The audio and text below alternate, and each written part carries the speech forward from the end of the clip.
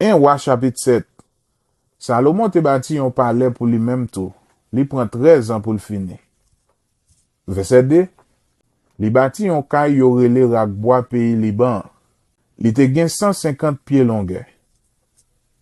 75 pieds largeur ak 45 pieds hauteur. Li te gen 4 rangées gros poteaux bois cèdre. Chaque rangée te gen 15 poteaux ak gros travers cèdre chita sous tête poteau yo. Verset 3. Plafond an te fait ak planche cèdre. Li te cloué sous 45 travers qui te chita sous tête poteau yo. Verset 4. Nan 2 murailles sous côté yo. Te gen 3 rangées fenêtres. Fenêtres yo te ba yon sous l'autre. Verset 5.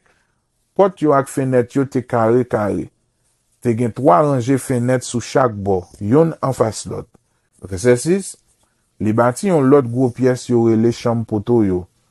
Li te gen 75 pieds longueur, 45 pieds largeur. Te gen yon lot ti pièce sous devant avec gros poteau ak dormante. Verset 7. Yo bâti yon lot ka yo rele chambre fauteuil là, ou encore Salomon jugement. C'est là Salomon te kon rend jugement. Miraille yo te couvri ak bois cèdre depuis en bas arrivé dans plafond. Verset 8. Kay côté Salomon te rete a te nan on lot la cour derrière salon jugement. Li te bâti tan kou lot kay yo. Salomon bâti yon lot kay même jantou pour madame li, petite fiwa pays l'Égypte là. Verset 9. Tout kay sa yo te bâti ak bel roche taillé, depuis nan fondation yo jouk en bas toiti yo. Roche yo te pare depuis nan mine roche la. Yo te taillé sous mezi. Façade en dedans ak façade dehors roche yo te taillé ak si. Verset 10. Fondation yo te fait ak gros roche yo te taillé nan mine roche la. Gen la dan yo ki te gen 12 pieds longueur. Verset 11. En haut fondation an te gen même qualité roche taillé sous mezi ak madrier cèdre. Verset 12. Gros la cour palais a te fermé ak yon muraille fait ak 3 rangées roche pour chaque rangée madrier cèdre, tant kou la cour en dedans ak la cour devant temple. Verset 13. Salomon voye chercher yon boss qui te rele Hiram tout. C'était yon moun la ville Tyr. Verset 14. Papa Hiram te moun la ville Tyr tout. C'était yon boss fort nan travail cuivre. Maman li te moun nan branche famille Neftali. C'était yon veuve. Hiram te yon moun qui te gen en pile l'adresse, en pile connaissance ak bon comprendre pour faire toute qualité bagay en cuivre. C'est comme ça li te vin kaywa, li fait tout travail li yo. Hiram koule 2 gros poteaux cuivron yo. Yo chaque te gen 27 pieds hauteur. One poteau yo te mesure 18 pieds. Li mette au campé devant temple. Verset 16. Après ça, li fait bloc cuivre tout pour aller sous tête poteau yo. Yo chaque te mesure 7 pieds et demi hauteur. Verset 17. Li décoré one tête poteau yo ak dessin ti chen makonnen yon ak l'autre. Te gen 7 dessins comme ça pour chaque tête poteau yo. Verset 18. Li mette 2 rangées grenades en cuivre en haut ak en bas dessin ti chen là sous tout one chaque tête poteau yo. Verset 19. Tête poteau qui nan gros la cour devant te gen forme yon flèche ou black. Yo chaque te gen 6 pieds hauteur. Verset 20. Sous rebord en haut chaque tête poteau yo, te gen yon ventre ressorti qui te en haut dessin ti chen yo ak 200 portraits grenades sous 2 rangées qui te fait one chaque poteau yo. Verset 21. Hiram mette poteau yo campé devant porte entre temple. Yon sous bord droite, yon sous bord gauche. Li rele sa ki sous bord droite la Jacquin, sa ki sous bord gauche la Boaz. Verset 22. Sous tête chaque poteau te gen yon bloc en forme yon fleur. C'est comme ça Hiram fini ak travail poteau yo. Verset 23. Après ça, Hiram fait un gros bassin en cuivre tout rond. Il te mesure 15 pieds largeur en dedans ak 7 pieds et demi fondeur. Ron li te mesure 45 pieds. Verset 24. Sous tout mon bassin, sous dehors, te gen 2 rangées ti calbas en cuivre, ti crasse en bas rebord. Te gen 10 calbas pour chaque pied et demi longueur. Yo te fait un sel ko ak bassin. Yo te koule yo ensemble le yo tap fait bassin. Verset 25, bassin an te chita sou do 12 taureaux bœuf en cuivre. Face taureau yo tout bay sou dehors. Face 3 bay sous soleil levé. Face 3 bay sous bon nord. Face 3 bay sous soleil couché. Ak face 3 bay sous bon sud. Derrière yo te en bas bassin. Verset 26, rebord bassin te gen 3 pouces épaisseur. Rebord a te tankou rebord yon tas. Li fait yon ti viré sous dehors tankou yon flè. Bassin te ka kembe 10,000 gallons comme ça. Verset 27, Hiram te fait tout 10 cabas en cuivre. Yo chaque te gen 6 pieds longueur, 6 pieds largeur ak 4 pieds et demi hauteur. Verset 28, yo te fait un petit panneau carré qui te monté dans yon encadrement. Verset 29, sous chaque petit panneau yo, te gen portrait lion, portrait taureau ak portrait ange chérubin. Sous rebord yo, en haut ak en bas lion yo ak taureau yo, te gen yon rangé fleurs ressorti.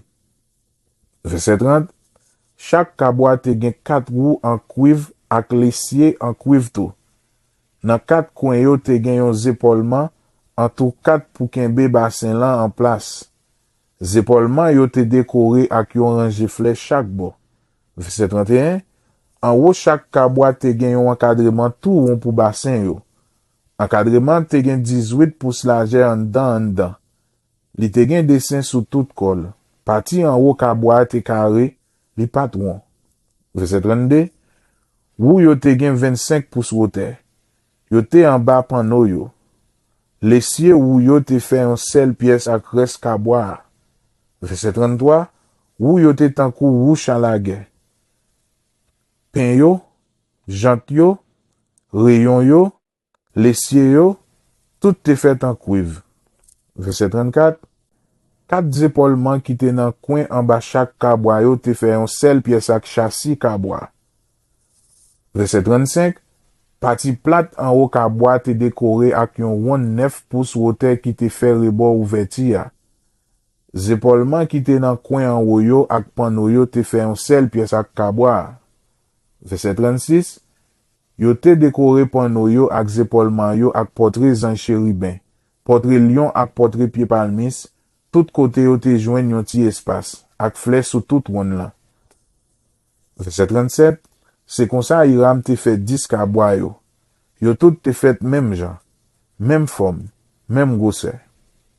Verset 38, Hiram te fait 10 bassins tout, yon pour chaque cabwa.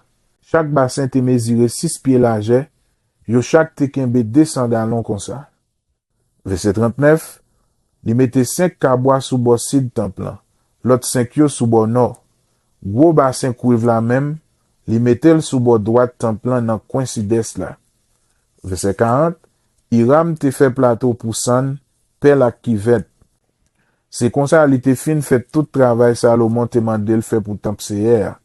Verset 41, mais ça li te fait. Des gros poteaux rond yo, des blocs yon ti jan pi gros pour aller sous tête poteau yo. Verset 42, 400 portraits grenades qui pour aller sous des rangs dans dessin ti chaîne qui fait one tête poteau yo. Verset 43, 10 cabwa yo, 10 bassins qui pour aller sous cabwa yo. Verset 44, yon gros bassin tout rond pour de l'eau, 12 taureaux bœuf pour soutenir gros bassin. Verset 45, plateau pour descendre yo, pelle yo ak kivette yo. Tout ça Hiram te fait pour temple Seher te fait en cuivre poli, d'après l'ordre li te recevoir dans main Salomon. Verset 46, wa te fait fond yo dans moulin dans fond la rivière Jourdain, entre la ville Soukot ak la ville Zaretan. Verset 47, te si tellement gen pile bagay fait en cuivre, Salomon pas te chercher konnen pèse yo. Verset 48, Salomon te fait tout meuble yo te besoin pour temple en l'or, l'hôtel là, table pour pain yo mette à pain pour bon Dieu. Verset 49, 10 lampes 7 branches pour ranger devant pièces yo mette à pain net pour Seher, 5 sous bord droite, 5 sous bord gauche, fleur yo, ti lampe yo ak pincette pour lampe 7 branches yo. Verset 50, gode yo, couteau pour nettoyer lampe yo, bol yo, plateau pour l'encens yo, plateau pour porter charbon di feu tout li men yo, gon pour porte pièce qui a pas net pour CR, ak gon pour l'autre porte temple lan même. Tout bagay sa yo te fait ak bon lo. Verset 51.